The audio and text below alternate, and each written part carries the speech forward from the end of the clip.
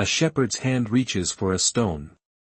The year is 1947, and the harsh winds of the Judean desert sweep across barren cliffs.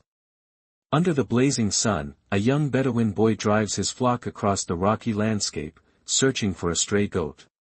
His eyes wander toward a dark crevice carved into the limestone, a cave, silent and foreboding. To flush the animal out, he hurls a stone inside. What follows is not the bleat of a goat but the sharp, unexpected sound of breaking pottery. That single echo rippled far beyond the desert. It would soon shatter not just clay jars, but centuries of assumptions about faith, power, and history itself. Inside the cave lay scrolls, fragile, brittle, but preserved by sand and silence. Texts hidden for over 2,000 years, written by a mysterious sect, whose secrets many claim were never meant to be revealed. Why were these writings sealed away in the desert? Who placed them there, and for what purpose? Were they protecting sacred truth, or hiding dangerous knowledge that could unravel the foundations of religion and empire? As archaeologists unearthed more scrolls in the following years, they discovered passages missing from the Bible, prophecies never spoken from pulpits, and descriptions of cosmic battles between light and darkness. Some whispered of connections to secret brotherhoods, others suggested links to forbidden teachings erased from history. What began as a boy's accidental discovery soon spiraled into one of the greatest historical mysteries of the modern age. A mystery that still divides scholars, fuels conspiracies, and challenges everything we thought we knew about ancient civilizations. Tonight, we journey into that desert shadow, and open the jars once more. Paint the world of the Second Temple period, Jerusalem under tension, sects like the Essenes in hiding, Rome's shadow looming. Describe why these texts were hidden. Contrast the official biblical history taught today with the fractures and competing voices that the scrolls reveal. Before the Dead Sea Scrolls were unearthed in the arid caves near Qumran, the world of Second Temple Jerusalem was a place of shadows, secrets, and simmering tension. The city's streets were alive with the chants of temple priests, merchants hawking their wares, and the quiet murmurs of pilgrims who had come to offer sacrifices to a god they believed had chosen them. Yet beneath this veneer of sacred ritual, a society fractured by ideology, politics, and prophecy simmered, teetering on the edge of upheaval. To understand the significance of the scrolls, we must first step into this tumultuous world, a world hidden in plain sight, one that the official histories have often overlooked or simplified. Jerusalem at this time was under the watchful eye of the Roman Empire. After Pompey's conquest in 63 BCE, the city was no longer an autonomous kingdom but a puppet of a far-reaching empire whose soldiers marched on its streets and whose taxes weighed heavily on its people. Yet even under Rome's dominion, a fervent spiritual life persisted. Religious sects, each claiming to preserve the true interpretation of the Torah, vied for influence. Among them were the Pharisees, with their focus on oral law and meticulous observance, the Sadducees, the aristocratic priests who controlled the temple, and the Essenes, a mysterious sect who withdrew into the desert, seeking purity, prophecy, and the guidance of hidden texts. Each group offered a different vision of God's will, of justice, and of the end of days. It was in this context of political pressure and spiritual intensity that the Dead Sea Scrolls came to exist. The Essenes, or the community that produced these texts, lived apart from the city, in the Judean wilderness. They built settlements, cultivated their lands, and transcribed texts, not only preserving scriptures but also creating their own writings that challenged or expanded upon mainstream teachings. These texts contained apocalyptic visions, messianic expectations, and rules of communal life that were as exacting as they were secretive. Here, in these silent caves, history was recorded in the margins of orthodoxy. What makes this period so compelling, and so dangerous for modern historians, is the tension between what was recorded and what was suppressed. The official histories, eventually canonized as the Hebrew Bible, often present a seamless narrative of divine guidance and spiritual continuity. But the scrolls reveal fissures, debates, and alternative histories that were deliberately hidden. They expose competing messianic claims, sectarian rivalries, and esoteric rituals that challenge the neat stories we inherit today. In some ways, they are a window into the ideological battles of a civilization on the brink, battles that were fought not with swords alone but with words, texts, and visions of the future. To truly appreciate the Dead Sea Scrolls, we must envision this world in all its complexity. The tension of Roman occupation, the secretive whispers of desert sects, the fervent debates over law and prophecy, all of it set the stage for the extraordinary discovery centuries later. In the caves of Qumran, time itself seems to have paused, holding the secrets of a people who believed that the end of their world, and the beginning of a new one, was inscribed in ink, waiting for the right moment to emerge. The scrolls were not merely historical documents, they were messages across time, revealing that history is never a single story, but a collection of hidden voices struggling to be heard.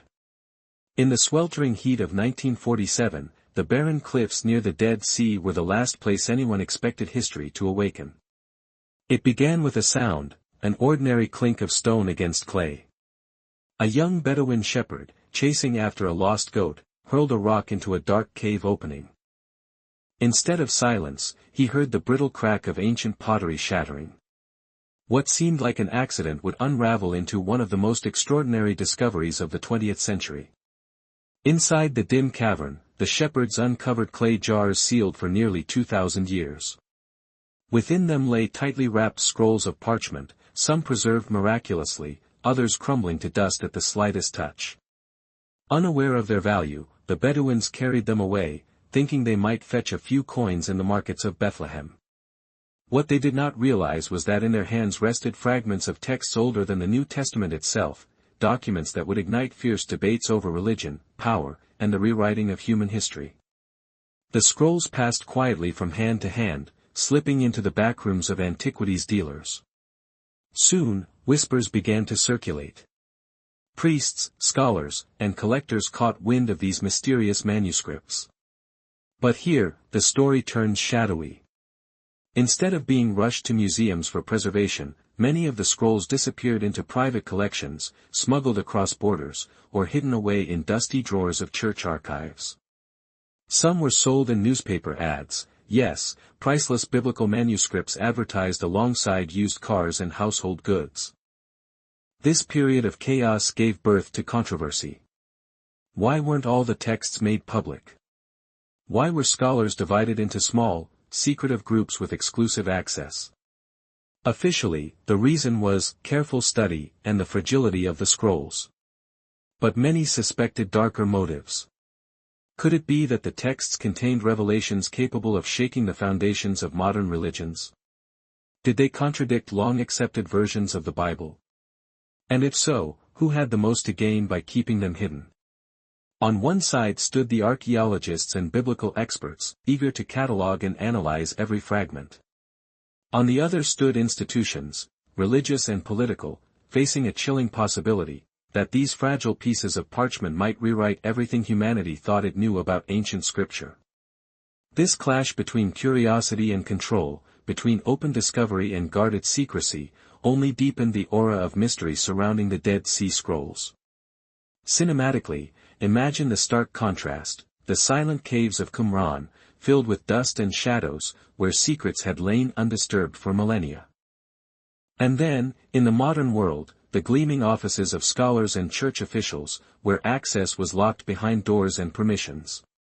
Between those two worlds, the scrolls became a prize, a weapon, and a burden. The discovery was no longer just about archaeology, it was about narrative. Who gets to decide what humanity remembers? Who filters the voices of the past before they reach the present? In this tension, the Dead Sea Scrolls transcended their physical form. They became symbols of forbidden knowledge, of hidden truths, and of the uneasy marriage between history and power. As the story of their discovery spread, the public was left with an unsettling question: were we being shown the whole truth, or only the fragments that others allowed us to see? Beneath the dust of forgotten caves and the silence of sealed jars lies a treasury of writings that were never meant to be read by ordinary eyes. Scholars refer to them as apocryphal or non-canonical, but such terms strip them of their real power. These are not simply texts excluded from the Bible, they are glimpses into a hidden world, where angels battle in the skies, demons whisper to humanity, and prophets reveal secrets too dangerous to share openly.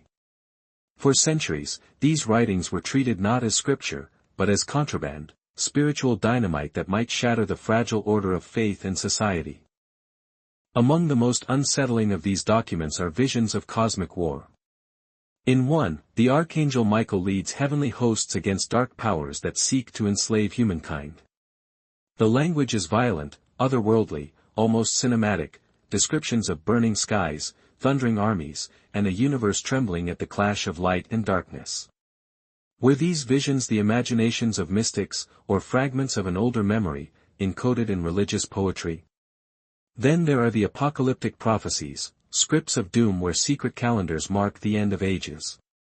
Some predict floods, fire, or the collapse of kingdoms not yet risen. Others describe the coming of a messianic figure, a mysterious redeemer who appears not only as a savior but also as a warrior, a dual image that blurs comfort with dread. These revelations differ from the polished prophecies we know in established scripture. They are raw, urgent, and at times terrifyingly specific, as though written by people who truly believed they were documenting events already seen. Equally troubling are the ritual instructions. Unlike familiar prayers or moral lessons, these writings often describe techniques, rituals of purification, invocations of angelic names, or secret formulas to command spiritual beings. Some read like manuals for a hidden priesthood, guiding initiates through practices meant to bridge the human and divine. But here lies the danger: if such knowledge fell into untrained hands, could it unleash forces beyond human control? Ancient leaders may have thought so, sealing these scrolls away not merely as unorthodox, but as threats to the stability of both religion and empire. The very act of hiding these texts raises questions. Who decided they were too perilous? Were they censored by cautious priests, fearful of blasphemy, or by rulers, wary that mystical teachings might undermine their authority? Perhaps these scrolls were not excluded because they lacked truth, but because they contained too much of it. In their verses, one can almost sense the fingerprints of people who glimpsed a larger reality, one uncomfortably close to exposing the secrets of heaven and the destiny of humankind. And so, hidden in caves and sealed in jars, these forbidden writings endured. They survived not because they were embraced, but because they were silenced. For 2,000 years, they whispered in the dark, waiting for rediscovery. Now, as fragments are translated and studied, we stand at the same threshold as those ancient gatekeepers, should such knowledge be freely shared, or once again concealed. As we turn these fragile pages, we are reminded of a chilling truth: sometimes the most dangerous secrets are not those carved in stone, but those inked quietly on parchment. Secrets that survive by hiding, waiting, and re-emerging at moments when the world is once again unprepared. Explore the War Scroll, describing its chilling detail, a manual for an end-times conflict between the sons of light and sons of darkness. Weave cinematic imagery, armies in white, angelic hosts, and weapons of divine fire. Raise the question: was this prophecy a coded history, or a secret military plan? The War Scroll, discovered among the Dead Sea Scrolls, is unlike any historical text we've ever seen. On first glance, it appears to be a chronicle, but as you turn its fragile, dust-stained pages, a far darker story emerges. This is no ordinary record of battles or kings, it is a meticulous blueprint for a cosmic war, a confrontation between forces of ultimate light and unfathomable darkness. Imagine legions clad in shimmering white, their spears glinting like the first rays of dawn, marching against shadowy hordes, their banners soaked in a darkness that seems almost alive. The imagery alone is enough to send shivers down the spine, but scholars argue over its meaning: prophecy, allegory, or secret instruction manual. The scroll meticulously divides the sons of light from the sons of darkness, listing them not just as groups but as archetypes, each with specific roles, strengths, and weaknesses. Unlike typical historical chronicles, it does not describe past battles. Instead, it sets out a timetable, a structured campaign lasting decades, complete with strategies, encampments, and precise instructions for each phase of the conflict. Some researchers have compared it to a military handbook encoded in religious language, blending ritual, morality, and martial discipline in a way that is both mesmerizing and terrifying. What makes the War Scroll particularly haunting is its focus on divine intervention. It speaks of angelic hosts descending at precise moments, wielding weapons that humans cannot touch. It foretells the intervention of a final, purifying fire that will consume the forces of darkness, while the sons of light are promised victory, but at what cost? The text never softens the brutality. It describes the chaos of war in startlingly vivid detail: campfires illuminated by the glow of enemy torches, the clash of swords, the cries of warriors, and the eerie calm before the final confrontation. Yet, amid this apocalyptic blueprint, a question lingers: was the scroll intended as prophecy or strategy? Some scholars insist that it reflects the socio-political anxieties of the Essenes, a sect isolated from the world, perhaps anticipating real threats from Roman legions. Others argue that it is symbolic, a coded meditation on the eternal struggle between good and evil within the human soul. And then there are those who speculate that it is something more, an actual plan, a secret script for a hidden army waiting for the end times. The psychological weight of the scroll cannot be overstated. Reading it feels like peering into the mind of a civilization obsessed with the fine line between survival and annihilation. The text is methodical, almost obsessive in its attention to detail, which has led some to speculate that it was designed for ritual practice as much as military preparation. Each month, each battle, each victory is described with meticulous care, suggesting a culture deeply invested in both spiritual and temporal outcomes. The War Scroll forces us to confront a paradox: the intersection of myth and history, faith and strategy, imagination and reality. It challenges the modern mind to ask, could this have been a literal blueprint for battle? Or is it an allegorical mirror, reflecting the eternal struggle that every human faces between light and darkness, order and chaos? As the scroll's words linger, one cannot help but feel both awe and dread, as if the boundary between the ancient world and the unseen forces it describes has momentarily blurred. The War Scroll is not just a text, it is a portal, a chilling reminder that the past may contain secrets humanity is still not ready to fully understand. The Temple Scroll, one of the most enigmatic discoveries among the Dead Sea Scrolls, has fascinated scholars and conspiracy theorists alike for decades. Unlike other texts that primarily deal with ritual law or communal rules, this scroll describes in painstaking detail a grandiose temple that surpasses anything historically documented in Jerusalem. Its dimensions, architectural plans, and sacred spaces suggest a scale and sophistication that seem almost impossible for its purported time. Was this an aspirational vision of what a temple could be, or a literal blueprint meant to be constructed? The text blurs the line between divine instruction and political ambition, raising the question of whether it was meant to guide spiritual practice, assert power, or even challenge the authority of the established priesthood. What makes the scroll particularly compelling is the way it intertwines law with spatial design. Every chamber, corridor, and courtyard is described with precise measurements, emphasizing not only functionality but a symbolic hierarchy. Some scholars argue that these details reflect an idealized form of worship, a space where heaven and earth might meet in ritual perfection. Others suggest the scroll was a form of coded manifesto, a radical statement of control cloaked in religious language, a blueprint for a community that sought to separate itself entirely from the corruption they perceived in Jerusalem. Archaeological comparisons add another layer of mystery. While no physical evidence confirms that such a temple was ever built, certain elements, like the arrangement of altars and the sequence of sacred rituals, bear uncanny resemblance to structures and practices recorded elsewhere, prompting questions about whether the scroll preserves lost knowledge of an ancient sacred architecture. The sophistication of the designs also hints at access to advanced mathematical or engineering principles that seem far ahead of their time, fueling speculation about hidden wisdom passed down through secretive sections. The psychological impact of the scroll cannot be overstated. For the communities that preserved it, the Temple Scroll may have represented both hope and fear, hope for a perfect world guided by divine law, and fear of judgment or exile if the instructions were not followed precisely. This duality resonates today, as modern readers are drawn to the tension between fact and possibility, between what was physically achievable and what was imagined. It is this interplay between myth and reality that gives the temple scroll its enduring power. In exploring the scroll, one is forced to confront the boundaries of historical certainty. Are we reading a literal guide, a prophetic vision, or an ideological fantasy? The text challenges our assumptions about ancient communities and their relationship to divinity, power, and architecture. It invites us into a world where spiritual aspiration meets political strategy, where the blueprint of a temple becomes a mirror reflecting the ambitions, fears, and secrets of a vanished civilization.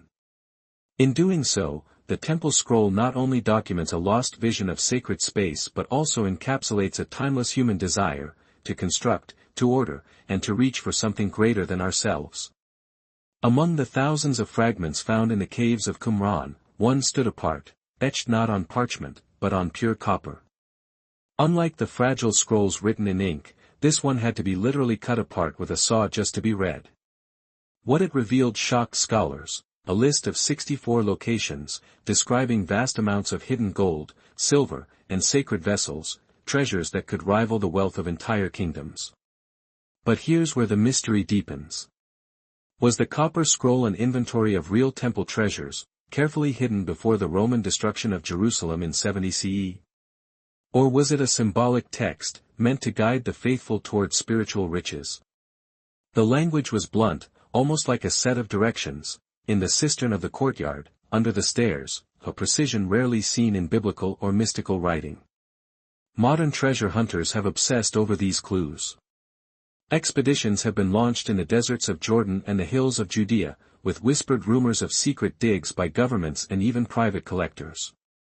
Some claim the treasure was already found and quietly removed. Others argue the sites may now be buried beneath modern cities, forever unreachable. Archaeologists, however, remain cautious.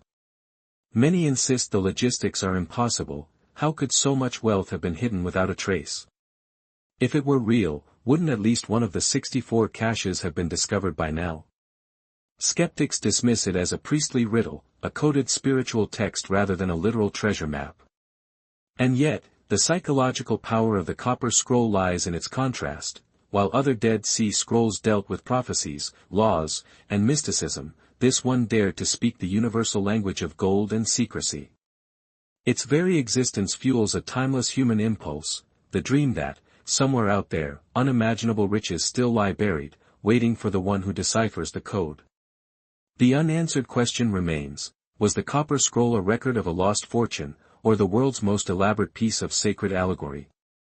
Until the sands of the Judean desert give up their final secrets, the answer may remain locked between myth and history.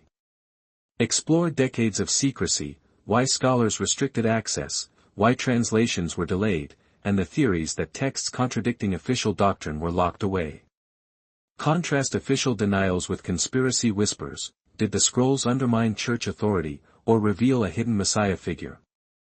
For centuries, the Dead Sea Scrolls were shrouded in an almost impenetrable veil of secrecy, their contents whispered about in academic circles but largely hidden from public view. When the first fragments were discovered in the caves of Qumran, the excitement among scholars was palpable, but so too was the immediate imposition of strict control. Only a small group of elite researchers were granted access, their work closely monitored and published selectively, often years or decades after discovery. Official explanations cited the fragile condition of the manuscripts, the painstakingly slow process of translation, and the need for rigorous verification, but rumors of hidden agendas quickly circulated. Critics argued that the scrolls contained material that directly challenged established religious narratives, potentially undermining centuries of doctrinal authority. The restricted access fueled speculation. Some scholars believed that the scrolls held references to a messianic figure whose life and teachings diverged from canonical texts. Others suggested that the documents contained apocalyptic visions, secret rituals, or even evidence of sex-practicing beliefs deemed heretical by mainstream Judaism. Every delay in publication became a spark for conspiracy. Why were these texts, once discovered, not freely shared? Were the authorities afraid of what the world might learn, or were they simply being cautious? As more fragments were eventually released, tantalizing hints emerged of reinterpretations of biblical events, revisions of prophetic expectations, and insights into a community that existed on the margins, observing both the law and the mysteries of divine knowledge. The tension between scholarly caution and public curiosity created a cultural mythos around the scrolls. They became more than historical artifacts, they were symbols of forbidden knowledge, of a past deliberately concealed. Theories about secret councils, hidden libraries, and suppressed teachings flourished. Was there an effort to control religious authority by limiting access to these writings? Or was it simply the natural consequence of academic rigor applied to some of the oldest texts humanity had ever discovered? What is undeniable is that the Dead Sea Scrolls forced a confrontation between transparency and control, between the desire to uncover hidden truths and the structures of power that prefer certain narratives remain unchallenged. The story of their suppression is almost as compelling as the texts themselves, a reminder that history is not merely what happened, but also what others have worked to keep hidden. As the fragments slowly emerged into public consciousness, they challenged scholars and the faithful alike to reconsider the boundaries of orthodoxy, the nature of revelation, and the fragile line between myth and history. The scrolls, once secret, now speak across millennia, their whispers carrying questions that remain unresolved. What else was lost to fear, ambition, or dogma, and what truths are still waiting to be uncovered? In the modern era, the secrets of the Dead Sea Scrolls have not escaped the probing lens of science. Cutting-edge techniques, once the stuff of science fiction, now allow scholars to peer into the past with an unprecedented level of precision. Carbon dating, once a blunt instrument, can now narrow down the age of fragments to within a few decades. DNA analysis of parchment and even traces of human touch offer glimpses of the individuals who may have copied or handled the texts. Yet, even as these tools illuminate some corners of the past, they simultaneously cast others into deeper shadows, highlighting just how much remains unknown. Artificial intelligence, too, has entered the fray, reconstructing fragmented scrolls with uncanny accuracy, suggesting missing words and phrases based on linguistic patterns and historical context. Scholars can now see the texts in ways their ancient copyists never imagined. But with every breakthrough, new questions arise. Was the meticulous care in the copying of these scrolls purely religious, or did it conceal hidden codes, secret instructions meant for only a few? Could patterns in the handwriting or unusual letter formations hint at clandestine networks, or perhaps the influence of a lost sect whose beliefs remain entirely mysterious? The contrast between science and mystery becomes almost theatrical. The laboratory, with its bright lights and sterile surfaces, seems worlds apart from the desert caves where these scrolls were first hidden. Modern instruments, capable of detecting atoms and molecules, confront human imagination, legend, and centuries of speculation. It is here, in the clash between empirical analysis and the pull of myth, that the Dead Sea Scrolls reveal their most compelling quality. They are neither fully explained nor entirely inscrutable. Science can measure the ink, analyze the parchment, and even suggest authorship, but it cannot touch the intangible, why these scrolls were considered sacred, why they were hidden, and why some of their messages continue to resonate with such profound mystery. This tension, the precise clarity of science versus the enduring allure of the unknown, drives much of the fascination with the scrolls today. Scholars, amateurs, and conspiracy theorists alike find themselves drawn into the puzzle, each interpretation a thread in a tapestry that remains perpetually unfinished. In the end, the scrolls serve as a reminder that some secrets resist full explanation, and perhaps, that is the very essence of their enduring power, historical enigma forever poised at the intersection of knowledge and wonder. Return to cinematic storytelling. The caves still whisper secrets, the scrolls still guard forbidden knowledge. Reflect on their impact, challenging faith, rewriting history, and hinting at truths humanity may never be ready for. Close with a haunting question: were the Dead Sea Scrolls hidden to protect them from us, or to protect us from them? Expanded content. As the sun dips below the horizon, casting long shadows across the ancient cliffs, one cannot help but feel the weight of time pressing in. These caves, silent for centuries, have witnessed the rise and fall of empires, the ebb and flow of human civilization, and yet they guard their secrets with relentless fidelity. The Dead Sea Scrolls, preserved in their fragile leather and papyrus, are more than just relics of a bygone era, they are echoes, whispers from a world that existed long before our modern understanding. For scholars, they are a treasure trove of insight, glimpses into early Jewish life, religious debates, and the birth of ideas that would shape Western thought. But for the curious mind, they are something more enigmatic, a riddle that stretches beyond simple academic interpretation. Every fragment, every line of text, hints at mysteries that challenge not only history but the very fabric of belief and human understanding. And yet, the scroll's journey from secrecy to the spotlight was never meant to be smooth. Hidden in caves, they survived natural decay, political turmoil, and human greed. Each recovered fragment carries the marks of survival against impossible odds, raising the question, why were they hidden in the first place? Were they safeguarded to protect knowledge too powerful or dangerous for the unprepared world? Or were they shielded from forces that sought to erase truths that might destabilize empires, faiths, or societies? Their legacy is a paradox. On one hand, they illuminate forgotten histories, offering clarity on events and beliefs that shaped civilizations. On the other, they leave gaps so profound that they almost mock our desire for certainty. For every scroll deciphered, more questions arise, about authorship, intent, and the very nature of secrecy itself. As we close this journey, the haunting reality remains: history is not a static record. It is alive, layered, and often deliberately obscured. The caves may have fallen silent, but the stories within them continue to reverberate across time, inviting us to ponder truths we may never fully grasp. And so we are left with the ultimate question, lingering in the quiet like a shadow over the Dead Sea itself: were the scrolls hidden to protect them from us, or to protect us from them?